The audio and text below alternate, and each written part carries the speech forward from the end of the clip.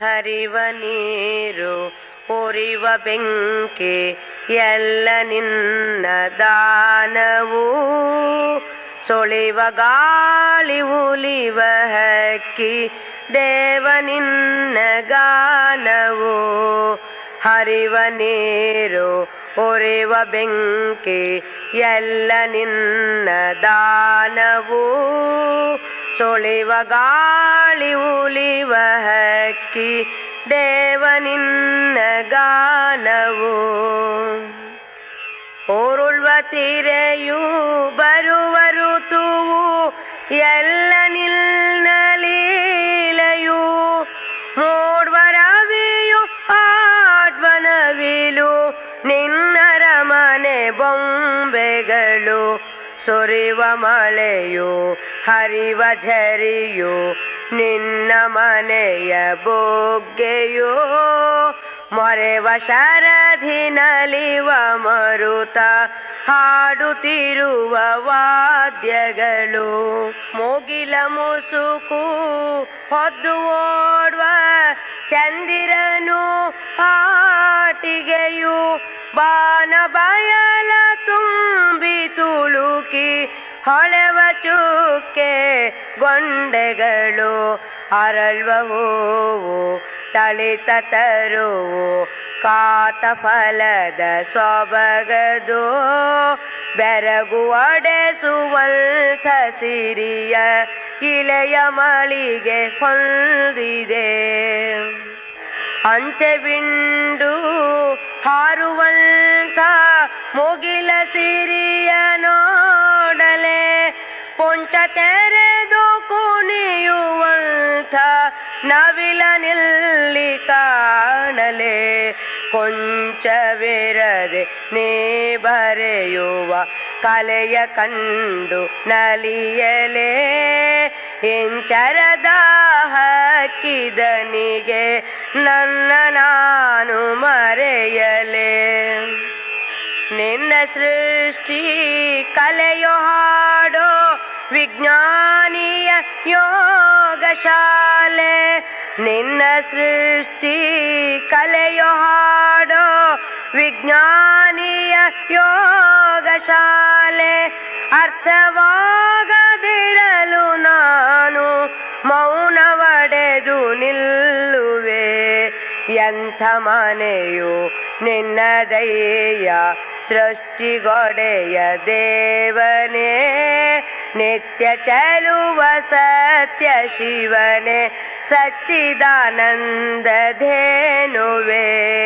ಹರಿವ ನೀರು ಉರಿವ ಬೆಂಕಿ ಎಲ್ಲ ನಿನ್ನ ದಾನವು, ಸೊಳಿವ ಗಾಳಿ ಉಲಿವ ಹಕ್ಕಿ ದೇವ ನಿನ್ನ ಗಾನವು, ಸೊಳಿವ ಗಾಳಿ ಉಲಿವ ಹಕ್ಕಿ ದೇವ ನಿನ್ನ ಗಾನವು. ಓಂ ಶಾಂತಿ ಶಾಂತಿ ಶಾಂತಿ. ಓಂ ಶ್ರೀ ಗುರು ಬಸವಲಿಂಗಾಯ ನಮಃ. ಬಸವನ ಮೂರ್ತಿಯೇ ಧ್ಯಾನಕ್ಕೆ ಮೂಲ, ಬಸವನ ಕೀರ್ತಿಯೇ ಜ್ಞಾನಕ್ಕೆ ಮೂಲ, ಬಸವ ಬಸವ ಬಸವ ಎಂಬುದೇ ಭಕ್ತಿ ಕಾಣ ಕಪಿಲ ಸಿದ್ಧ ಮಲ್ಲಿಕಾರ್ಜುನ. ಸರ್ವರಿಗೂ ಶರಣು ಶರಣಾರ್ಥಿ. ಈ ದಿನ ನಾವು ದೇವರ ಕಲ್ಪನೆ, ದೇವರ ಅಸ್ತಿತ್ವ, ದೇವರ ಸ್ವರೂಪ ಅಂದರೆ ಏನು ಅನ್ನೋದನ್ನು ನೋಡೋಣ. ದೇವರದಾನೋ ಇಲ್ಲೋ ಅಂತ ಸಿದ್ಧ ಮಾಡೋದು ಒಂದೇ, ನಾವು ಅದೀವೋ ಇಲ್ಲೋ ಅಂತ ಸಿದ್ಧ ಮಾಡೋದು ಒಂದೇ. ನಾವು ಅದೀವಿ ಅಂದರೆ ದೇವರು ಅದಾನಂತ ಅರ್ಥ. ಆದರೂ ಸಹಿತ ದೇವರ ಬಗ್ಗೆ ಸಮಾಜದಲ್ಲಿ ಬಹಳ ತಪ್ಪು ತಪ್ಪು ಕಲ್ಪನೆಗಳಿವೆ.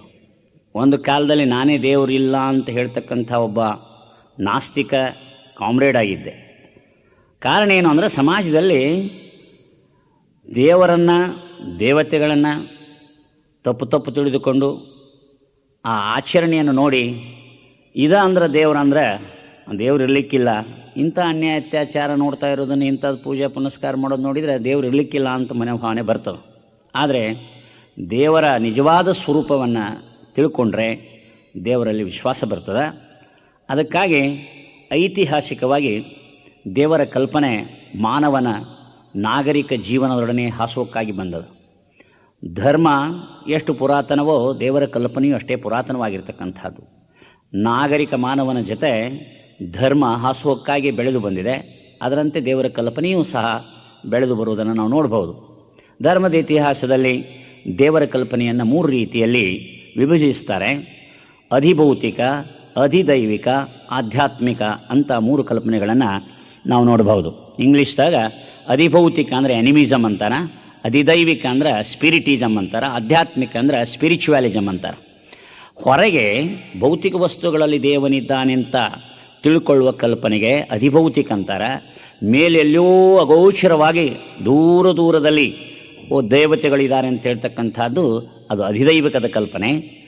ಆ ದೈವತ್ವ ಹೊರಗೆಲ್ಲಿಯೂ ಇಲ್ಲ, ತನ್ನೊಳಗೆ ಇದೆ, ತನ್ನ ಅಂತರಂಗದಲ್ಲೇ ಇದೆ ಅಂತ ತಿಳ್ಕೊಳ್ತಕ್ಕಂಥದ್ದಕ್ಕೆ ಆಧ್ಯಾತ್ಮಿಕ ಕಲ್ಪನೆ ಅಂತ ಹೇಳ್ತಾರೆ. ಉಪನಿಷತ್ತಿನ ಕಾಲದಲ್ಲಿ ಅಲ್ಲಿ ಮಾನವನ ಬಹಿರಂಗದಲ್ಲಿ ಏನು ದೇವರದಾನೋ ಅದನ್ನು ತನ್ನಂತರಂಗದಲ್ಲೇ ಇದ್ದಾನೆ ಅಂತ ಅದರ ಕಾಣಲಿಕ್ಕೆ ಪ್ರಯತ್ನ ಪಟ್ಟರು. ಅದಕ್ಕೆ ಆಧ್ಯಾತ್ಮಿಕ ಕಲ್ಪನೆ ಅಂತ ತಿಳ್ಕೊಂಡು ಹೇಳುವುದನ್ನು ನಾವು ಕಾಣ್ತೇವೆ. ಈ ಕಲ್ಪನೆಯ ಬೆಂಬಲವಿಡಿದು ನಾವು ದೇವರದಾನೋ ಇಲ್ಲ ಅನ್ನೋದನ್ನು ಪಾಶ್ಚಿಮಾತ್ಯ ಪೌರ್ವಾತ್ಯರು ಏನು ಹೇಳ್ತಾರೆ ಅನ್ನೋದನ್ನು ಸ್ವಲ್ಪ ನಾವು ತಿಳ್ಕೊಳ್ಬೋದು. ನಿಮಗೆ ಕೆಲವು ಪ್ರೂಫ್ಸ್ ಕೊಡ್ತೀನಿ. ಪಾಶ್ಚಿಮಾತ್ಯ ಕೆಲವು ಪ್ರೂಫ್ಸು ಆಂಟಲಾಜಿಕಲ್ ಆರ್ಗ್ಯುಮೆಂಟ್, ಅದಕ್ಕೆ ಪರಿಪೂರ್ಣತಾವಾದಂತರ. ಕಾಸ್ಮೊಲಾಜಿಕಲ್ ಆರ್ಗ್ಯುಮೆಂಟ್, ಅದಕ್ಕೆ ಆದಿಕಾರಣವಾದಂತರ. ಟಿಡಿಯಲಾಜಿಕಲ್ ಆರ್ಗ್ಯುಮೆಂಟ್ ಅಂದರೆ ಉದ್ದೇಶವಾದಂತಾರೆ. ಈ ಆಂಟಲಾಜಿಕಲ್ ಆರ್ಗ್ಯುಮೆಂಟನ್ನು ಸೇಂಟ್ ಎನ್ಸಮ್ ಅನ್ನೋ ಪ್ರಾರಂಭ ಮಾಡ್ತಾನೆ. ಡೆಕಾರ್ಡ್, ಸ್ಪಿನೋಜಾ, ಲೆಬ್ನಿಜ್, ಹೆಗಲ್ ಇವರು ಈ ವಾದವನ್ನು ಎತ್ತಿಡಿತಾರೆ. ಐಡಿಯಲಿಸಮ್ ಅಂತ ತಿಳ್ಕೊಂಡು ಏನು ಒಂದು ಚಿತ್ಪ್ರಧಾನವಾದದ ಅದರ ಬೆನ್ನು ಮೂಳೆಯಾಗಿ ನಿಂತಿರ್ತಕ್ಕಂಥದ್ದು ಈ ಆಂಟಲಾಜಿಕಲ್ ಆರ್ಗ್ಯುಮೆಂಟ್ ಅಥವಾ ಪರಿಪೂರ್ಣತಾವಾದ. ಇದರ ಉದ್ದೇಶ ಇಷ್ಟೇ, ಯಾವುದೋ ಪರಿಪೂರ್ಣವೋ ಅದು ಇದ್ದೇ ತೀರಬೇಕು. ಎಲ್ಲಕ್ಕಿಂತಲೂ ಶ್ರೇಷ್ಠವಾಗಿರ್ತಕ್ಕಂಥ ವಸ್ತು ಯಾವುದೋ ಅದು ತನ್ನ ಅಸ್ತಿತ್ವವನ್ನು ಒಳಗೊಂಡಿರಬೇಕು. ಅಸ್ತಿತ್ವವಿಲ್ಲದ ಪರಿಪೂರ್ಣತೆ ಆಗಲಾರದು. ಆದ್ದರಿಂದ ಎಲ್ಲಕ್ಕಿಂತಲೂ ಶ್ರೇಷ್ಠವಾಗಿರ್ತಕ್ಕಂಥದ್ದು ಅದು ಇದ್ದೇ ತೀರಬೇಕಂತಕ್ಕಂಥ ಮಾತನ್ನು ಹೇಳೋದು ಇದು ಒಂದು ವಾದದ. ಇದು ಸ್ವಲ್ಪ ಕ್ಲಿಷ್ಟವಾಗಿರ್ತಕ್ಕಂಥ ವಾದ. ಆದ್ದರಿಂದ ಮುಂದಿನ ವಾದ ನಿಮಗೆ ಭಾಳ ಚೆನ್ನಾಗಿ ತಿಳಿತೈತೆ, ಅದನ್ನು ನಾನು ನಿಮಗೆ ಹೇಳ್ತೇನೆ. ಅದು ಆದಿಕಾರಣವಾದ. ಈ ಆದಿಕಾರಣವಾದವನ್ನು ಪ್ಲೇಟೋ ಪ್ರಾರಂಭ ಮಾಡಿದ. ಆಮೇಲೆ ಅರಿಸ್ಟಾಟಲ್ ಇದನ್ನು ಬೆಳೆಸಿದ. ಥಾಮಸ್ ಅಕ್ವೈನಸ್ಸು ಈ ವಾದವನ್ನು ಎತ್ತಿ ಹಿಡಿದು. ಮಾಡರ್ನ್ ಫಿಲಾಸಫರ್ಸ್ ಡೆಕಾರ್ಟ್, ಲೆಬ್ನಿಜ್, ಸ್ಪಿನೋಜಾ ಇವರು ಈ ವಾದವನ್ನು ಮಂಡಿಸ್ತಾರೆ. ಈ ವಾದದ ಮುಖ್ಯ ಸರಣಿ ಏನಪ್ಪ ಅಂತಂದರೆ, ಈ ಜಗತ್ತನ್ನು ವೀಕ್ಷಿಸಿದರೆ ಇದು ಕಾರ್ಯಕಾರಣದ ಒಂದು ಪರಂಪರೆಯಿಂದ ಕೂಡಿದೆ. ಕಾರ್ಯಕಾರಣದ ಅವಿಚ್ಛಿನ್ನವಾಗಿರ್ತಕ್ಕಂಥ ಅಖಂಡ ಒಂದು ಕೊಂಡಿಯನ್ನು ನೋಡಬಹುದು. ಇದಕ್ಕಿದು ಕಾರಣ, ಇದಕ್ಕೆ ಮತ್ತೊಂದು ಕಾರಣ, ಮತ್ತೊಂದು ಮಗದೊಂದು ಕಾರಣ, ಮಗದೊಂದು ಬೇರೊಂದು ಕಾರಣ, ಬೇರೊಂದಕ್ಕೆ ಇನ್ನೊಂದು ಕಾರಣ. ಹೀಗೆ ಕಾರ್ಯಕಾರಣದ ಈ ಅವಿಚ್ಛಿನ್ನವಾದ ಒಂದು ಸರಪಳಿ ಏನದ ಇದು ಎಲ್ಲೆಡೆ ಒಂದು ಕಡೆ ಪರ್ಯವಸಾನ ಹೊಂದಬೇಕು. ಪರ್ಯವಸಾನ ಹೊಂದದಿದ್ದರೆ ಅನವಸ್ಥಾದಿ ದೋಷ ಬರ್ತದೆ. ಅದಕ್ಕೆ ಲಾಜಿಕಲ್ ಫ್ಯಾಲಸಿ ಅಂತಾರೆ, ಆ್ಯಡ್ ಇನ್ಫಿನಿಟ್ ಅಂತಾರೆ, ಇನ್ಫಿನಿಟ್ ರಿಗ್ರೆಸ್ ಅಂತಾರೆ. ನಿಮ್ಮ ಕಾರಣ ಯಾರಪ್ಪ? ನಿಮ್ಮ ಅಪ್ಪ ಕಾರಣ. ನಿಮ್ಮ ಅಪ್ಪಿಗೆ ಯಾರು ಕಾರಣ? ಅವರ ಅಪ್ಪ ಕಾರಣ. ಅವರ ಅಪ್ಪಿಗೆ ಯಾರು ಕಾರಣ? ಅವರ ಅಪ್ಪ ಕಾರಣ. ಅವರ ಅಪ್ಪಿಗೆ ಯಾರು ಕಾರಣ? ಅವರ ಅಪ್ಪ ಕಾರಣ. ಅಂತೂ ತನಗೆ ಒಬ್ಬ ಅಪ್ಪಿಲ್ಲದೆ ಎಲ್ಲರಿಗೂ ಅಪ್ಪನಾಗಿರ್ತಕ್ಕಂಥ ಒಂದು ವಸ್ತು ಇರಬೇಕು. ಆ ಜಗದಪ್ಪಿಗೆ ಏನಂತಾರೆ? ದೇವರು ಅಂತ. ಇದಕ್ಕಿದು ಕಾರಣ, ಇದಕ್ಕೆ ಮತ್ತೊಂದು ಕಾರಣ, ಮತ್ತೊಂದು ಮಗದೊಂದು ಕಾರಣ, ಮತ್ತೊಂದು ಬೇರೆ ಕಾರಣ, ಹೀಗೆ ಅನೇಕ ಕಾರಣಗಳ ಈ ಕೊಂಡಿ ಅನ್ನದ ಈ ಸರಪಳಿ ಒಂದು ಕಡೆ ಪರ್ಯವಸನ ಆಗಲೇಬೇಕು. ಅಂಥ ತನಗೊಂದು ಕಾರಣವಿಲ್ಲದೆ ತಾನೆಲ್ಲದಕ್ಕೂ ಕಾರಣವಾಗಿರ್ತಕ್ಕಂಥ ವಸ್ತುಗೇನಂತಾರೆ? ದೇವರಂತಾರೆ. Uncaused cause of this universe is God. ದೇವರಂದ್ರೆ ಇಷ್ಟೇ, ಅದು ಸರಿಯಾಗಿ ತಿಳ್ಕೋಬೇಕು. Uncaused cause of this universe is God. Unmoved mover of this universe is God. ಈಗ ಇದೆಲ್ಲ ತಿರುಗ್ತದೆ. ಪ್ರಕೃತಿ ಇದರ ಅರ್ಥ ಏನು? ವಿಕೃತಿ. ಇದೆಲ್ಲ ತಿರುಗ್ತದೆ, ಬದಲಾವಣೆ ಆಗ್ತದೆ. ಫ್ಲಕ್ಸ್ ಅಂತ ಹೇಳ್ತಾನೆ ಹೆರಾಕ್ಲಿಟಸ್. ಅಂದರೆ ಈ ತಿರುಗುವ ವಿಕೃತವಾಗುವಂಥ ಈ ಪ್ರಪಂಚಕ್ಕೆ ತಿರುಗದೆ ಸ್ಥಿರವಾಗಿರ್ತಕ್ಕಂಥ ಒಂದು ವಸ್ತು ಯಾವುದೇ ಆಧಾರವಾಗಿರಬೇಕು. ಅಂಥ ವಸ್ತುವಿಗೆ ಏನಂತಾರೆ? ದೇವರು ಅಂತ ಹೇಳ್ತಾರೆ. ಆದ್ದರಿಂದ ದೇವರು ಅಂದ್ರೆ unmoved mover of this universe is God. ತನಗೆ ಕಾರಣವಿಲ್ಲದೆ ತಾನೆಲ್ಲದಕ್ಕೂ ಕಾರಣವಾಗಿರುವುದು ಯಾವುದೋ, ತಾನು ಎಲ್ಲವನ್ನೂ ಚಲಿಸಿ ತಾನು ಚಲಿಸದೆ ಸ್ಥಿರವಾಗಿರ್ತಕ್ಕಂಥ ವಸ್ತು ಯಾವುದೋ ಅದಕ್ಕೂ ದೇವರು ಅಂತ ಹೇಳ್ತಾರೆ. Unsupported supporter of this universe is God. ಅಂದರೆ ಇದಕ್ಕೆ ಒಂದು ಯಾವುದೋ ಒಂದು ಸಪೋರ್ಟ್ ಇರಲೇಬೇಕು. ಪ್ರತಿಯೊಂದಕ್ಕೂ ಒಂದು ಸಪೋರ್ಟ್ ಇರಲೇಬೇಕು. ಈ ಪೃಥ್ವಿಗೊಂದು ಯಾವುದೋ ಸಪೋರ್ಟ್ ಇರಬೇಕು. ಈ ಅನಂತ ಕೋಟಿ ಬ್ರಹ್ಮಾಂಡಗಳಿಗೆ ಯಾವುದೋ ಒಂದು ಸಪೋರ್ಟ್ ಇರಬೇಕು. ಆ ಅನ್ಸಪೋರ್ಟೆಡ್ ಸಪೋರ್ಟರ್ ಯಾರೋ, ತನಗೆ ಆಧಾರವಿಲ್ಲದೆ ತಾನೆಲ್ಲದಕ್ಕೂ ಆಧಾರವಾಗಿರ್ತಕ್ಕಂಥ ನಿರಾಲಂಬವಾಗಿರ್ತಕ್ಕಂಥ ವಸ್ತು ಯಾವುದೋ ಅದಕ್ಕೇನಂತಾರೆ? ದೇವರು ಅಂತ ತಿಳ್ಕೊಂಡು ಹೇಳ್ತಾರೆ. ಇದನ್ನು ಸರಿಯಾಗಿ ತಿಳ್ಕೊಬೇಕು. ಅದಕ್ಕೆ ನೀವು ಕೇಳ್ಬೋದು, ಹೌದ್ರೆ ಈ ಎಲ್ಲದಕ್ಕೂ ಒಂದು ಕಾರಣ ಇರಬೇಕು, ಮೂಲ ಒಂದು ಕಾರಣ ಇದ್ದೇ ಇರಬೇಕು ಅನ್ನುವಂಥ ವಾದ ಯಾರಾದರೂ ಒಪ್ತಕ್ಕಂಥದ್ದು, ಕಾಮನ್ ಸೆನ್ಸಿಂದ ಒಪ್ಪೋದು, ವಿಜ್ಞಾನಿಗಳು ಒಪ್ತಕ್ಕಂಥದ್ದು. ಆದರೆ ಮೂಲ ಕಾರಣ ಅಂತಕ್ಕಂಥದ್ದು ದೇವರೇ ಯಾಕಿರಬೇಕು, ಮ್ಯಾಟರ್ ಇರ್ಬೋದು, ಜಡವಾದ ವಸ್ತು ಇರ್ಬೋದು ಅಂತ ವಾದ ಮಾಡ್ತಾರೆ. ಹೌದು, ಈ ಜಗತ್ತಿನಲ್ಲಿ ಎರಡು ವಾದಗಳದು. ಒಂದು ಮಟೀರಿಯಲಿಸಮ್, ಇನ್ನೊಂದು ಸ್ಪಿರಿಚುವಲಿಸಮ್. ಅಂದರೆ ಭೌತಿಕವಾದ, ಇನ್ನೊಂದು ಆಧ್ಯಾತ್ಮವಾದ. ಭೌತಿಕವಾದ ಏನು ಹೇಳ್ತದಪ್ಪ ಅಂತಂದರೆ ಈ ಜಗತ್ತಿನ ಮೂಲ ಕಾರಣ ಭೂತ, ಅಂದ್ರೆ ಮ್ಯಾಟರ್, ಜಡವೇ ಕಾರಣ ಅಂತ ಹೇಳ್ತಾರೆ. ಈ ವಾದವನ್ನು ಹೇಳ್ತಕ್ಕಂಥವ್ರು ಒಂದು ವಿಚಾರ ಮಾಡಬೇಕು. ನೋಡ್ರಿ, ಜಡದಿಂದ ಜಡ ಬರ್ತದೆ. ಈಗ H2O, 2 ಹೈಡ್ರೋಜನ್ 1 ಆಕ್ಸಿಜನ್, ಈ ಜಡ ಇದರಿಂದ ಒಂದು ನೀರು ಅಂತಕ್ಕಂಥ ಇನ್ನೊಂದು ಜಡನೇ ಬರ್ತದೆ. ಜಡದಿಂದ ಚೇತನ ಬಂದಿರೋದು ನಮ್ಮ ಅನುಭವಕ್ಕೆ ಬರೋದಿಲ್ಲ. ಈ ಯಾವುದೇ ಜಡ ವಸ್ತುವಿನಿಂದ ನೀವು ಚೇತನವನ್ನು ತಯಾರು ಮಾಡಲಿಕ್ಕೆ ಸಾಧ್ಯವೇ ಇಲ್ಲ. ನೀವು ಕೇಳ್ಬೋದು, ಏನ್ರಿ ಮತ್ತು ಟೆಸ್ಟ್ ಟ್ಯೂಬ್ ಬೇಬಿ ಬರಲ್ವಾ ಅಂತ ಕೇಳ್ಬೋದು. ಟೆಸ್ಟ್ ಟ್ಯೂಬ್ ಬೇಬಿ ಬರ್ತದಂತಂದ್ರೆ ಆ ಟೆಸ್ಟ್ ಟ್ಯೂಬ್ ಬೇಬಿಗೆ ಮೂಲ ಕಾರಣ ಏನು ಅಂತ ನೀವು ಆಲೋಚನೆ ಮಾಡಿದರೆ ಅದಕ್ಕೆ ಚೇತನವೇ ಕಾರಣ. ಹೆಣ್ಣು ಗಂಡಿನ ರೇತೋ ಬಿಂದುವನ್ನು ತೆಗೆದುಕೊಂಡು ಅದರಲ್ಲಿ ಸಂಗ್ರಹಿಸಿ ಪ್ರೊಸೆಸ್ ಮಾಡಿ ಏನೇನೋ ಮಾಡಿ ವಿಜ್ಞಾನದ ತಮ್ಮ ಬುದ್ಧಿಯನ್ನೆಲ್ಲ ಖರ್ಚು ಮಾಡಿ ಅದರ ಒಂದು ಮಗು ಹುಟ್ಟಿದರೆ ಆ ಮಗುವಿಗೆ ಕಾರಣ ಜಡ ಅಲ್ಲವೇ, ಚೇತನವೇ ಕಾರಣ. ಆದ್ದರಿಂದ ಆ ಟೆಸ್ಟ್ ಬೇಬಿಯಿಂದ ನಿಮ್ಮ ವಾದ ಮಟೀರಿಯಲಿಸಮ್ ಸಿದ್ಧ ಆಗೋದಿಲ್ಲ. ಅದಕ್ಕೂ ಸಹಿತ ಮೂಲ ಕಾರಣ ಯಾವುದಪ್ಪ ಅಂದರೆ ಚೈತನ್ಯವೇ ಮೂಲ ಕಾರಣ ಅಂತ ಹೇಳಬೇಕಾಗ್ತದೆ. ಕೆಲವರು ಕೇಳ್ತಾರೆ, ಕಲ್ಲಿನಲ್ಲಿ ಕಪ್ಪು ಹುಟ್ಟೋದಿಲ್ಲೇನ್ರಿ, ಸಗಣಿಯಲ್ಲಿ ಹುಳ ಹುಟ್ಟೋದಿಲ್ಲೇನ್ರಿ ಅಂತ ಕೇಳ್ತಾರೆ. ಸಗಣಿಯಲ್ಲಿ ಹುಳ ಹುಟ್ಟುತ್ತವೆ, ಸಗಣಿಯಿಂದ ಹುಳ ಹುಟ್ಟೋದಿಲ್ಲ. ಕಲ್ಲಿನಲ್ಲಿ ಕಪ್ಪು ಹುಡ್ತವೆ, ಆದರೆ ಕಲ್ಲಿನಿಂದ ಕಪ್ಪು ಹುಟ್ಟೋದಿಲ್ಲ. ಕಲ್ಲಿನಿಂದ ಕಪ್ಪೆ ಹುಡ್ತಿದ್ರೆ ಕಲ್ಲು ತಗೊಂಡು ಯಾವುದೇ ಲ್ಯಾಬೊರೇಟರಿಗೆ ಹೋಗಿ ನೀವು ಬೇಕಾದ್ರೆ ಒಂದು ಕಪ್ಪಿ ತಯಾರು ಮಾಡಿರಿ ಅಥವಾ ಏನಾರ ಒಂದು ಚೈತನ್ಯ ವಸ್ತು ತಯಾರು ಮಾಡಿಬಿಡ್ರಿ, ನಾವು ದೇವರು ಇಲ್ಲ ಅಂತ ತಿಳ್ಕೊಂಡು ನಾವು ಬೇಕಾದ್ರೆ ಒಪ್ಲಕ್ಕೆ ತಯಾರಿದ್ದೀವಿ. ಆದರೆ ಯಾವ ಪ್ರೊಫೆಸರು, ಯಾವ ಲ್ಯಾಬೊರೇಟರಿ, ಯಾವ ವಿಜ್ಞಾನಿ ಕಲ್ಲು ತಗೊಂಡು ಅಥವಾ ಜಡವಸ್ತುವನ್ನು ತೆಗೆದುಕೊಂಡು ಇವತ್ತು ಒಂದು ಮಗುವನ್ನಾಗಲಿ ಒಂದು ಚೈತನ್ಯ ವಸ್ತುವನ್ನು ತಯಾರು ಮಾಡಿಲ್ಲ, ಮಾಡೋಕ್ಕೆ ಬರೋದಿಲ್ಲ. ಆದ್ದರಿಂದ ಮೂಲ ವಸ್ತು ಜಡ ಅಂತ ಹೇಳಿದರೆ ಈ ಸೃಷ್ಟಿಯಲ್ಲಿರೋ ಜಡಚೇತನದ ಕಾರಣ ಅನ್ನೋದನ್ನು ಸಿದ್ಧ ಮಾಡಲಿಕ್ಕೆ ಆಗೋದಿಲ್ಲ. ಆದರೆ ನಾವು ಚೇತನ ಅಂತ ಹೇಳ್ತೀವಿ, ಜಗತ್ತಿನ ಮೂಲ ಕಾರಣ ಚೇತನ ಅಂತ ಹೇಳ್ತೀವಿ. ಈ ಚೇತನದಿಂದ ಜಡವೂ ಬರ್ತದೆ, ಚೇತನದಿಂದ ಚೈತನ್ಯವೂ ಬರ್ತದೆ. ಈಗ ಒಂದು ರೇಷ್ಮೆ ಹುಳ ತಗೊಳ್ಳಿ, ರೇಷ್ಮೆ ಹುಳ ಚೇತನಾತ್ಮಕವಾದ ಮರಿಗಳು ಬರ್ತಾವ, ಜಡವಾಗಿರ್ತಕ್ಕಂಥ ಎಳೆಗಳು ಬರ್ತವೆ, ಹೌದಲ್ಲ? ಅಂದಮೇಲೆ ಚೇತನದಿಂದ ಚೇತನ ಬರ್ತದ, ಚೇತನದಿಂದ ಜಡನೂ ಬರ್ತದೆ. ಆದರೆ ಚೇತನದಿಂದ ಚೇತನ ಬರ್ತದೆ, ಚೇತನದಿಂದ ಜಡ ಬರ್ತದಂತ ನಾವು ಹೇಳ್ಬೋದು ವಿನಃ ಜಡದಿಂದ ಜಡ ಬರ್ತದೆ, ಜಡದಿಂದ ಚೇತನ ಬರ್ತದಂತ ನೀವು ಸಿದ್ಧ ಮಾಡೋಕ್ಕೆ ಬರೋದಿಲ್ಲ. ಆದ್ದರಿಂದ ಮೂಲವಾಗಿರ್ತಕ್ಕಂಥ ವಸ್ತು, ಮೂಲ ಕಾರಣ ಅಂತೇನದ ಮಹಾಕಾರಣ, ಅಧಿಕಾರಣ ಅಂತ ನಾವು ಹೇಳ್ತೀವಿ, ಅದು ಚೇತನವಿರಬೇಕು, ಆ ಮಹಾಚೇತನವಿರಬೇಕು. ಆ ಮಹಾಚೇತನಕ್ಕೆ ಏನಂತೀವಿ ನಾವು ದೇವರು ಅಂತ ಹೇಳ್ತೀವಿ. ಆದ್ದರಿಂದ ದೇವರು ಇಲ್ಲ ಅಂತ ಹೇಳ್ತಕ್ಕಂಥದ್ದು ಅಷ್ಟು ಸುಲಭವಾಗಿರ್ತಕ್ಕಂಥ ಮಾತಲ್ಲ. ಅದಕ್ಕಾಗಿ ಚಿತ್ರವನು ನವಿಲಿನಳು, ವಿಚಿತ್ರವನು ಗಗನದಳು, ಪತ್ರೆ ಪುಷ್ಪಗಳ ವಿವಿಧ ವರ್ಣಗಳಿಂದ ಚಿತ್ರಿಸಿದವರಾರು ಸರ್ವಜ್ಞ ಅಂತ ತಿಳ್ಕೊಂಡು ಸರ್ವಜ್ಞ ಕವಿಯೂ ಸಹಿತ ಈ ಒಂದು ಆದಿ ಕಾರಣವನ್ನು ಎತ್ತಿ ಹಿಡಿಯೋದನ್ನು ನಾವು ಕಾಣ್ಬೋದು. ಸರ್ವಜ್ಞ ಇನ್ನೊಂದು ಮಾತು ಹೇಳ್ತಾನೆ, ಇಂಗಿನೊಳು ನಾಥವನು, ತೆಂಗಿನೊಳು ಎಳನೀರ, ಭೃಂಗ ಕೋಗಿಲಿಯ ಕಂಠದಳು ಗಾಯನೋ ತುಂಬಿದವರಾರೋ ಸರ್ವಜ್ಞ. ನೀವು ಈ ತೆಂಗಿನಲ್ಲಿ ಎಳೆನೀರು ಹೋಗಿ ತುಂಬಿದಿರೇನು? ಭೃಂಗ ಕೋಗಿಲಿಯ ಕಂಠದೊಳಗೆ ಮಾಧುರ್ಯವನ್ನು ಯಾರು ಸಂಗೀತ ಶಾಸ್ತ್ರಜ್ಞರು ಅದಕ್ಕೆ ಕಲಿಸಿದಾರೇನು? ಅದನ್ನು ಯಾರೂ ಕಲಿಸಿಲ್ಲ. ಅದು ಪರಮಾತ್ಮನಿಂದ ನಿಸರ್ಗದತ್ತವಾಗಿ ಬಂದಿರತಕ್ಕಂಥದ್ದು. ಆದ್ದರಿಂದ ನಾವು ಈ ಆದಿ ಕಾರಣ ಭಾಳ ಸುಂದರವಾಗಿರ್ತಕ್ಕಂಥ ಕಾರಣ, ಈ ಕಾರಣವನ್ನು ನಾವು ಒಪ್ಪಿ ದೇವರು ಇದ್ದಾನೆ ಅಂತಕ್ಕಂಥ ಮಾತನ್ನು ನಂಬಬಹುದು. ಇನ್ನೊಂದು ಅತಿ ಮಹತ್ವವಾಗಿರ್ತಕ್ಕಂಥ ಕಾರಣ ಏನಪ್ಪ ಅಂದರೆ ಟೀಲಿಯಲಾಜಿಕಲ್ ಆರ್ಗ್ಯುಮೆಂಟ್ ಅಂತ ಹೇಳ್ತಾರೆ, ಸದುದ್ದೇಶವಾದ ಅಂತ ತಿಳ್ಕೊಂಡು ಹೇಳ್ತಾರೆ. ಅಂದ್ರೆ ಈ ಜಗತ್ತನ್ನು ನಾವು ನೋಡಿದರೆ ಎಲ್ಲದಕ್ಕೂ ಒಂದು ಉದ್ದೇಶ ಐತಿ, ಪ್ರತಿಯೊಂದು ನೋಡಿದ್ರೆ ಒಂದೊಂದೊಂದು ಉದ್ದೇಶ ಐತಿ. ಉದ್ದೇಶ ಇಲ್ಲದ ವಸ್ತು ನಮ್ಗೆ ಕಾಣೋದೇ ಇಲ್ಲ. ಬರೀ ಸಣ್ಣ ಹುಡುಗರಿದ್ದಾಗ ನಾವು ಅಂತಿದ್ವಿ, ಈ ಕಣ್ಣು ಇಲ್ಲಿ ಯಾಕಿರಬೇಕು, ಅವು ಈ ಅವಯವಗಳು ಇಲ್ಲಿ ಯಾಕಿರಬೇಕು, ಹೀಗೆಲ್ಲ ಆಲೋಚನೆ ಮಾಡ್ತಿದ್ವಿ. ಈ ಬೆರಳುಗಳು ಹಿಂಗೆ ಯಾಕಿರಬೇಕು, ಹೀಗೆಲ್ಲ ವಿಚಾರ ಮಾಡ್ತಿದ್ವಿ. ಮುಖ ಹಿಂಗೆ ಯಾಕಿರಬೇಕು ಅಂತ ನಾನು ಭಾಳ ಆಲೋಚನೆ ಮಾಡ್ತಿದ್ದೆ. ಈಗ ಅನ್ನಿಸ್ತದ ಯಾವ್ಯಾವ ಅವಯವಗಳು ಎಲ್ಲೆಲ್ಲಿ ಇರ್ಬೇಕು ಅಲ್ಲೆಲ್ಲಿ ಇದ್ರೇ ಇದೆಲ್ಲ ನಡೀತದೆ, ಇಲ್ಲಿ ನಡೆಯೋಕ್ಕಾಗಲ್ಲ. ಅಬ್ಬಾಬಾಬ ಎಷ್ಟು ಜಾಣ್ಮೆ ಐತಪ್ಪ ಪರಮಾತ್ಮನಲ್ಲಿ ಅಂತ ಅನ್ನಿಸ್ತೈತಿ. ಈ ಕಣ್ಣು ಇಲ್ಲಿದಾವಲ್ಲ, ಇಲ್ಲಿರೋದು ತಲೆ ಮೇಲೆ ಇದ್ರೆ ನಾವು ಹಿಂಗೆ ನಡಿಬೇಕಾಕೈತೆ, ಹಿಂಗೆ ಇಲ್ಲಿದ್ರೆ ನಾವು ಹಿಂಗೆ ನಡಿಬೇಕಾಕಿತ್ತು, ಹೌದಲ್ಲ? ಈ ಬೆರಳುಗಳು ಇವಕ್ಕೆ ಹಿಂಗೆಲ್ಲ ಮಡ್ಸಕ್ಕೆ ಬರ್ತಿದ್ರಂದ್ರೆ ಒಂದು ಕೆಲಸ ಮಾಡೋಕ್ಕೆ ಬರ್ತಿದ್ದಿಲ್ಲ, ಪೆನ್ ಹಿಡಿಯೋಕೆ ಬರ್ತಿದ್ದಿಲ್ಲ, ತಮ್ಗೆ ಹಿಡಿಯೋಕೆ ಬರ್ತಿದ್ದಿಲ್ಲ, ಏನೂ ಮಾಡೋಕ್ಕೆ ಬರ್ತಿದ್ದಿಲ್ಲ. ಈ ಕಾಲುಗಳನ್ನು ನೋಡ್ರಿ, ಅನಾಟಮಿ ಎಷ್ಟು ಅದ್ಭುತದ. ಇವುಗಳೇನಾರ ಸ್ವಲ್ಪ ಫ್ಲೆಕ್ಸಿಬಲ್ ಇದ್ದಿದ್ದಿಲ್ಲ ಅಂದ್ರೆ ನಡೆಯೋಕೆ ಬರ್ತಿದ್ದಿಲ್ಲ, ಮರಗಾಲು ಕಟ್ಕೊಂಡು ಓಡಾಡ್ದಂಗೆ ಆಗ್ತಾಯಿತ್ತು. ಅಂದಾಗ ಇದೆಲ್ಲ ನೋಡಿದರೆ, ಅನಾಟಮಿ ನೋಡಿದರೆ ಭಾಳ ಅದ್ಭುತವಾದ, ಎಲ್ಲದಕ್ಕೂ ಒಂದು ಉದ್ದೇಶ ಐತಿ, ಪ್ರತಿಯೊಂದಕ್ಕೂ ಉದ್ದೇಶ ಐತಿ. ಆದ್ದರಿಂದ ಈ ನೋಡಿ, ಎಲುವಿನ ಗೂಡಿನಾಗ ಕಣ್ಣಿಟ್ಟಾನು, ಭಾಳ ಸೂಕ್ಷ್ಮವಾದಂಥವು ಇಂದ್ರಿಯ ಅದು ಕಣ್ಣು. ಯಾರ ಪಟ್ಟಣ ಬಡೋದು ಅದಕ್ಕೆ ಬೇಗನೆ ಪೆಟ್ಟತ್ತಬಾರ್ದು ಅಂತಕ್ಕಂಥದ್ದು. ಈಗ ಕೂದಲು ಬೆಳಿತಾವೆ, ಉಗುರು ಬೆಳಿತಾವೆ, ನಾವು ಏನು ಮಾಡ್ತೀವಿ? ಕಟ್ ಮಾಡ್ತೀವಿ, ಹೌದಲ್ಲ?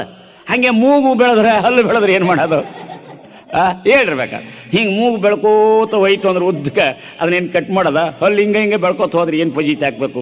ಆದ್ದರಿಂದ ದೇವರ ಸೃಷ್ಟಿಯಲ್ಲಿ ಎಷ್ಟು ಘನವಾದ ಉದ್ದೇಶ ಐತಿ, ಇದನ್ನು ನಾವು ತಿಳ್ಕೊಬೇಕು. ನಾನು ಸುಮ್ಮನೆ ಸಾಮಾನ್ಯವಾದ ಮಾತು ಹೇಳ್ತೀನಿ ನಿಮಗೆ. ಈ ಒಂದು ಹುಬ್ಬು ಐತಿ, ಹುಬ್ಬು, ಹೌದಾ? ಕೆಲವು ಈಗ ಮೂರ್ಖರು ಹುಬ್ಬು ಬೋಳಿಸ್ತಾವೆ, ಅವು ಬಿಡ್ರಿ ಹೋಗಲಿ. ಅವನು ಹುಬ್ಬು ಬೋಳಿಸಿದಾಗ ಅವ್ನ ಮುಖ ನೋಡಬಾರ್ದು. ಬೆಳಗ್ಗೆ ಎದ್ದು ಕೂಡಲೇ ಹುಬ್ಬು ಬೋಳಿಸಿದಾಗ ಅವ್ರ ಮುಖ ನೋಡಿದ್ರೆ ದೆವ್ಗತೆ ಕಾಣ್ತಾವೆ. ಇದು ಈ ನೀರು ಬರ್ತದೆ, ಬೆವರು, ಹೌದಾ? ಈಗ ಬೆವರು ಹಿಂಗೆ ಬರ್ತಾ ಬರ್ತಾ ಬರ್ತಾ ಬರ್ತಾ ಇಲ್ಲಿ ಹುಬ್ಬು ಇತ್ತಂದ್ರೆ ಏನು ಮಾಡ್ತಾನೆ? ಹಿಂಗೆ ಹರಿದು ಹಿಂಗೆ ಹೋಗ್ತೈತಿ. ಆ ಹುಬ್ಬು ಇಲ್ದಿದ್ರೆ ಕಣ್ಣಾಗ ನೀರು ಬಿದ್ದು ಬಿಡ್ತದೆ. ಬೆವರಿನ ನೀರು ಕಣ್ಣಾಗ ಬಿದ್ದರೆ ಏನಾಗ್ಬೋದು? ಆ ಎಮೆಗಳದವಲ್ಲ, ಅವು ಇರ್ದಿದ್ರೆ ಏನು ಗತಿ ಆಗ್ಬೋದು? ವಿಚಾರ ಮಾಡ್ಬೇಕು. ಪ್ರತಿಯೊಂದು ಉದ್ದೇಶದಿಂದಲೇ ಈ ಜಗತ್ತಿನ ರಕ್ತ ಯಾವುದನ್ನೇ ನೋಡ್ರಿ, ಪ್ರತಿಯೊಂದಕ್ಕೂ ಒಂದು ಉದ್ದೇಶ ಐತಿ. ಈಗ ಒಂದು ಆಕಳು ಈತ ಇದ ನಂತರ ಕರು ಹಾಲು ಕುಡಿಲಿಕ್ಕೆ ಪ್ರಯತ್ನ ಮಾಡ್ತದೆ. ಮೊದಲ ಆಕಳ ಕೆಚ್ಚಲ್ದಾಗ ಹಾಲು ಇರ್ತೈತೇನ? ಅದು ಹಿಂಡ್ತೈತೇನ? ಇಲ್ಲ. ಯಾವಾಗ ಹಿಂಡ್ತೈತೆ ಅದು? ಕೆಚ್ಚಲದಾಗ ಹಾಲು ಉದ್ದೇಶ ಯಾವಾಗ ಬರ್ತದಪ್ಪ ಅಂತಂದರೆ, ಹುಟ್ಟಿದ ಮೇಲೆ, ಕರು ಹುಟ್ಟಿದ ಮೇಲೆ ಬರುತ್ತೆ. ತಾಯಿಯದೇಲಿ ಹಾಲು ಯಾವಾಗ ಬೀಳ್ತಾವ ಅಂದ್ರೆ, ಮಗು ಹೆತ್ತಾಗ ತಾಯಿಯದೇಲಿ ಹಾಲು ಬರ್ತತೆ. ಹಡಿಲಾರ್ದವ್ರಿಗೆ ಹಾಲು ಬರೋದಿಲ್ಲ. ಯಾಕೆ ಬರೋದಿಲ್ಲ? ಉದ್ದೇಶ ಇಲ್ಲ. ಹಡದವರಲ್ಲಿ ಹಾಲು ಯಾಕೆ ಬರ್ತೈತೆ ಅಂದರೆ ಉದ್ದೇಶ ಐತೆ. ಏನು ಉದ್ದೇಶ? ಅದೇ ಹುಟ್ಟಿದಂಥ ಮಗು ಇನ್ಸ್ಟಂಟ್ ಫುಡ್ ಇರಲಿ ಅದಕ್ಕಂತ ಹೇಳ್ಕೊಂಡು ದೇವರದ ರೆಡಿಮೇಡ್ ಫುಡ್ ಕೊಟ್ಟಾನ, ಗೊತ್ತಾತಾ? ಆದ್ದರಿಂದ ಈ ಒಂದು ಅದ್ಭುತವಾದ ನೋಡಿದರೆ ಇದೆಲ್ಲದ್ರ ಹಿಂದೆ ಒಂದು ಉದ್ದೇಶ ಐತಿ. ಈ ಉದ್ದೇಶ ಅದಂದಾಗ ಉದ್ದೇಶ ಇಟ್ಟಿರ್ತಕ್ಕಂಥವನು ಒಬ್ಬ ಜಾಣ ಶಿಲ್ಪಿ ಇರಬೇಕು. ಆ ಜಾಣ ಶಿಲ್ಪಿಗೆ ಏನಂತಾರೆ? ಸರ್ವಜ್ಞ ಅಂತಾರೆ, ದೇವರು ಅಂತಾರೆ. ಅದಕ್ಕಾಗಿ ನಾವು ನಿಸರ್ಗದ ಅನೇಕ ವಿಷಯಗಳನ್ನು ನಾವು ಅಭ್ಯಾಸ ಮಾಡಿದರೆ ಆ ದೇವರ ಒಂದು ಅದ್ಭುತವಾದ ಮಹಿಮೆಯನ್ನು ನಾವು ಕಾಣ್ಬೋದು. ಈಗ ಪೃಥ್ವಿ ಸುತ್ತಲೂ ಸೂರ್ಯ ತಿರುಗ್ತಾನೋ? ಸೂರ್ಯನ ಸುತ್ತಲೂ ಪೃಥ್ವಿ ತಿರುಗ್ತದೋ? ಸೂರ್ಯನ ಸುತ್ತಲೂ ಪೃಥ್ವಿ ತಿರುಗ್ತದೆ. ಆದ್ರೆ ಮೊಟ್ಟ ಮೊದಲ ಪೃಥ್ವಿ ಸುತ್ತಲೂ ಸೂರ್ಯ ತಿರುಗ್ತಾನಂತ ತಿಳ್ಕೊಂಡು ಬೈಬಲ್ ಸಹಿತ ಹೇಳ್ತದೆ. ಎಲ್ಲ ಜನ ಸಾಮಾನ್ಯ ಹಾಗೆ ನಂಬ್ಕೊಂಡಿದ್ರು. ಅದಕ್ಕೆ ಜಿಯೋಸೆಂಟ್ರಿಕ್ ಥಿಯರಿ ಅಂತಾರೆ. ಜಿಯೋಸೆಂಟ್ರಿಕ್ ಥಿಯರಿ ಅಂದರೆ ಪೃಥ್ವಿ ಸುತ್ತಲೂ ಎಲ್ಲ ಗ್ರಹಗಳು ತಿರುಗೋದು, ಸೂರ್ಯನಿಗೆ ತಿರುಗತಕ್ಕಂಥದ್ದು. ಇವತ್ತಿಗೇನಾಯ್ತು? ವಿಜ್ಞಾನಿಗಳು ಕಂಡುಹಿಡಿದ್ರು.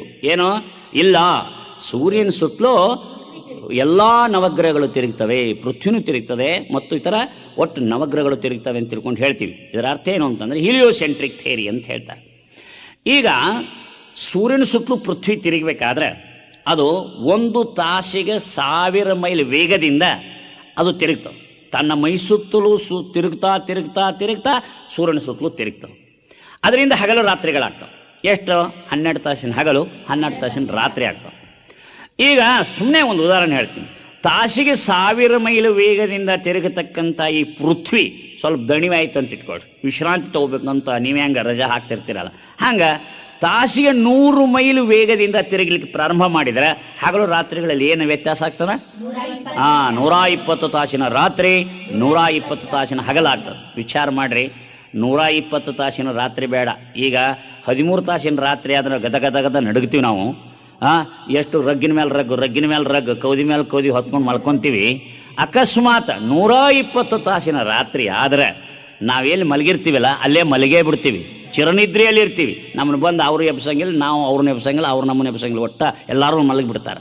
ಅಂದಾಗ ಎಷ್ಟು ಮನುಷ್ಯನಿಗೆ ಚಳಿ ಬೇಕು ಅಷ್ಟೇ ರಾತ್ರಿಯನ್ನು ಮಾಡಿ, ಮನುಷ್ಯನಿಗೆ ಎಷ್ಟು ಶೇಕೆ ಬೇಕೋ ಅಷ್ಟೇ ಹಗಲನ್ನಿಟ್ಟು 12 ತಾಸಿನ ಹಗಲು ಬದಲಿ 120 ತಾಸಿನ ಹಗಲಾದರೆ ಆ ಸೂರ್ಯನ ಪ್ರಖರವಾಗಿರ್ತಕ್ಕಂಥ ಕಿರಣಗಳಿಂದ ಈ ಜಗತ್ತಿನಲ್ಲಿರ್ತಕ್ಕಂಥ ಎಲ್ಲ ಸಸ್ಯ ಸುಟ್ಟು ಭಸ್ಮೀಕೃತವಾಗ್ತಿತ್ತು. ಯಾರೂ ಬದುಕ್ತಾರೆ, ಮನುಷ್ಯನೂ ಬದುಕ್ತಿಲ್ಲ, ಯಾರೂ ಬದುಕ್ತಿಲ್ಲ. ಹಾಗಾದರೆ ಇಲ್ಲೊಂದು ಏನೋ ಒಂದು ಜಾಣ್ಮೆ ಇದೆ, ಏನೋ ಒಂದು ಉದ್ದೇಶ ಇದೆ.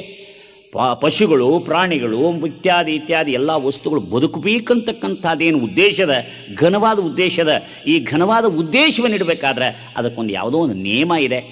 ಆ ನಿಯಮಕ್ಕನುಗುಣವಾಗಿ ಈ ಜಗತ್ತು ನಡೀತದೆ. ಈ ಜಗತ್ತಿನಲ್ಲಿ ಒಂದು ಏನು ನಿಯಮದ ಅದಕ್ಕೆ ವೇದದಲ್ಲಿ ಋತ ಅಂತ ಹೇಳ್ತಾರೆ. ಅಂಥ ಜಗನ್ನಿಯಮ ಇದೆ ಅಂದಾಗ ಜಗನ್ನಿಯಾಮಕನೊಬ್ಬನಿರಲೇಬೇಕು. ಆ ಜಗನ್ನಿಯಾಮಕನಿಗೆ ಏನಂತಾರೆ? ದೇವರು ಅಂತ ಹೇಳ್ತಾರೆ. ಜಗನ್ನಿಯಾಮಕನಿಗೆ ಏನಂತಾರ? ದೇವರು ಅಂತ ಹೇಳ್ತಾರೆ. ಇಂಥ ಅನೇಕ ಉದಾಹರಣೆಗಳನ್ನು ಕೊಡ್ಬೋದು ನಾವು. ಈಗ ಸೂರ್ಯ ತಗೊಳ್ಳಿ. ಸೂರ್ಯ ಈ ಪೃಥ್ವಿಯಿಂದ ಎಷ್ಟು ದೂರದನಪ್ಪ ಅಂತಂದರೆ 9.3 crores ಅದ. ಹೌದಾ? 9,33,00,000 ದೂರ ಅದಾನ. ಅವನು ಸ್ವಲ್ಪ ಏನಾದರೂ ಸ್ವಲ್ಪ ಸಮೀಪ ಬಂದರೆ 1 ಕೋಟಿ ಮೈಲಿ ಸಮೀಪ ಅಂದರೆ ಆವಾಗ ಈ ಜಗತ್ತಿನಲ್ಲಿರ್ತಕ್ಕಂಥ ಎಲ್ಲ ಸುಟ್ಟು ಭಸ್ಮ ಆಗ್ತದೆ. 1 ಕೋಟಿ ದೂರ ಹೋದ್ರೆ ಅವನ ಶಾಖ ಎಷ್ಟು ಬೇಕು ಅಷ್ಟು ತಟ್ಟೋದಿಲ್ಲ ನಮ್ಗೆ. ಆವಾಗ ಶಾಖ ಕಡಿಮೆ ಆದರೆ ಬೆಳೆನೂ ಬರೋದಿಲ್ಲ, ಪ್ರಾಣಿಗಳು ಬದುಕೋದಿಲ್ಲ, ಮನುಷ್ಯರು ಬದುಕೋದಿಲ್ಲ. ಆದ್ದರಿಂದ 9,33,00,000 ದೂರ ಇದ್ದು ಆ ತನ್ನ ಸುತ್ತಲೂ ಈ ಪೃಥ್ವಿ ತಿರ್ಕೊಂಡು ಮಾಡ್ತಕ್ಕಂಥ ಒಬ್ಬ ಲೀಲಾ ವಿನೋದಿ ಇರಬೇಕು.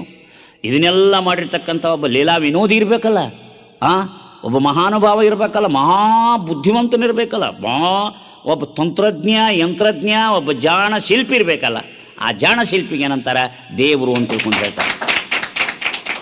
ಈ ಚಂದ್ರ ಪೃಥ್ವಿಯಿಂದ ಎಷ್ಟು ದೂರ ಅದಾನಪ್ಪ ಅಂತಂದ್ರೆ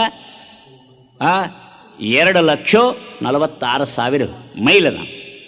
ನಿಮಗೆ ಗೊತ್ತೈತಿ ಚಂದ್ರನಿಗೂ ಮತ್ತು ಸಮುದ್ರಕ್ಕೂ ಭಾಳ ನೆಂಟಸ್ಥಾನ, ಭಾಳ ಸ್ನೇಹ. ಗೊತ್ತಾ? ಚಂದ್ರೋದಯಕ್ಕೆ ಎಂಬುದು ಹೆಚ್ಚುವುದಯ್ಯ, ಚಂದ್ರ ಕುಂದುವುದಯ್ಯ, ಚಂದ್ರಮಂಗೆ ರಾಹು ಅಡ್ಡ ಬಂದಲ್ಲಿ ಅಂಬುದಿ ಬೊಬ್ಬಿಟ್ಟಿತ್ತೆ, ಅಂಬುದಿ ಮುನಿ ಆಪೋಷಣವ ಕೊಂಬಲ್ಲಿ ಚಂದ್ರಮನೇನು ಅಡ್ಡ ಬಂದನೆ, ಆರಿಗಾರೂ ಇಲ್ಲ, ಕೆಟ್ಟವಂಗೆ ಕೆಳಗಿಲ್ಲ, ಜಗದ ನೆಂಟಯ್ಯ ನೀನೇಯ್ಯ ಕೂಡಲ ಸಂಗಮ ದೇವ ಅಂತ ಹೇಳ್ತಾರೆ.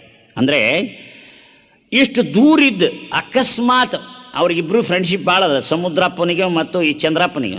ಚಂದ್ರಪ್ಪ ಏನಾರ ಅಕಸ್ಮಾತ್ 1,00,000 ಮೈಲ್ ಸಮೀಪ ಬಂದ್ರೆ ಆವಾಗ ಅಷ್ಟು ಬೇಡ 50,000 ಮೈಲ್ ಅವನ ಸಮೀಪ ಬಂದರೆ ಇಲ್ಲಿ ಹಿಮಾಲಯದ ಬೆಟ್ಟದಾಕಾರದಷ್ಟು ಬೃಹತ್ತಾದ ತೆರೆಗಳೆದ್ದು ಇಡೀ ಜಗತ್ತಿನ ಎಲ್ಲ ಜಲಪ್ರಳಯವಾಗ್ತಕ್ಕಂಥ ಸಂಭವ.